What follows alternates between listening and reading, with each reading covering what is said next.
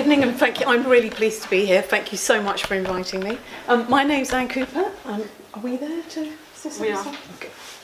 I'm the fundraiser at Cecilies Fund. We've been in Zambia for over 20 years, so we understand all the issues quite well in the area that we work in. I think you go either. Basically, our main work is to support orphans and vulnerable children to go to school, because obviously if I talk about Zambia, I don't know if many people know much about Zambia. It could have been a very wealthy country. At the present moment, it's incredibly poor.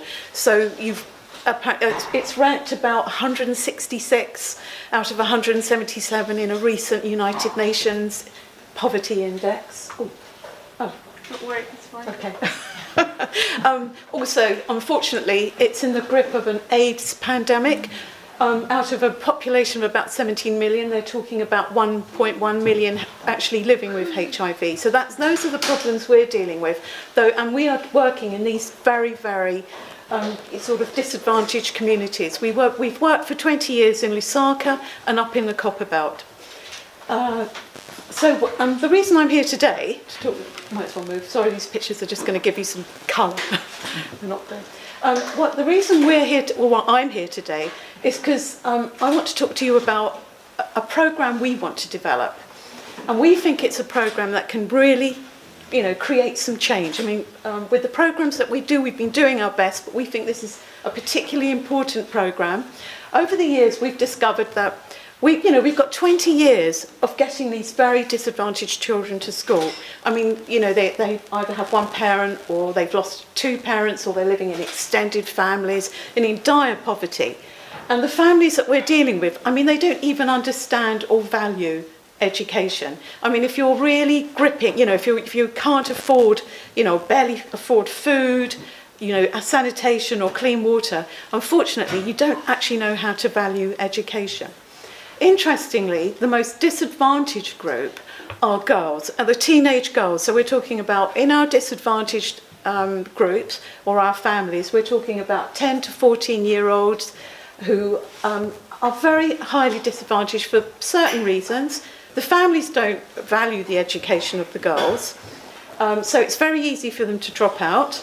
And one of the biggest challenges that we're finding, oddly enough, is when the girls get to, let's say, menstruation, it's very easy for them to drop out. Now, there's a reason for that. They basically can't afford the products that are on, the commercially available products.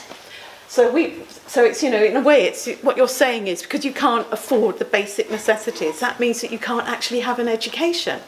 So we had to come up with a solution. So we came up with an idea. We came up with this idea that we would work in Lusaka, in two very, very poor areas of Lusaka. They're sort of like shanty towns. One is Chizanga, one is John Lang district. We will work with 8 families. Now, when I say 8 families, I'm talking about the leader of that family. It could be a guardian, it could be a mother. And we'll also work with the adolescent daughters.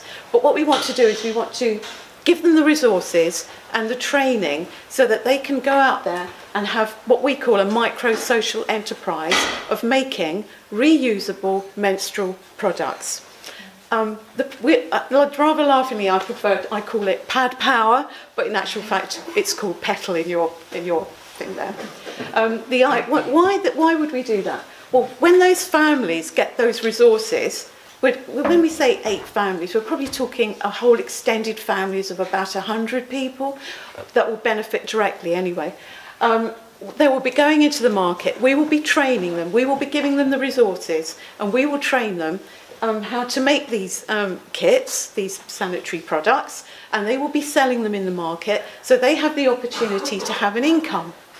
And that means that these families can now feed their children, but more importantly for us, we want them to have this emphasis on education. We want them to be able to pay school fees.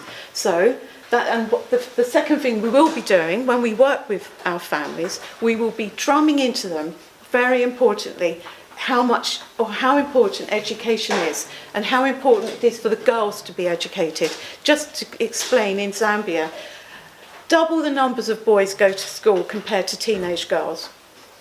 double the number of teenage girls drop out between 10 to 14. They do not get an education. Okay. So what can I give you a bit more colour? So what's the impact? Why would we do this? We know why we want to do this, because we've been working in Zambia for 20 years and we know the issues really well. We want to have these girls staying at school. We want their families to value their education. So what we think we will have families who have an income so they can finally feed their families and pay for school fees. We will let more girls who will not drop out of school so that they can be educated, so they can contribute to their communities. We will have, by investing in these two districts, we will be contributing and making stronger, more stable communities by bringing in more money, more opportunities and skills. And I think finally, the social change that I was talking about, what I'm driving, is talking about communities that think they're powerless, but when we come in and we give them those opportunities and we give them the skills and we give them the resources to make a change, we're unlocking their potential.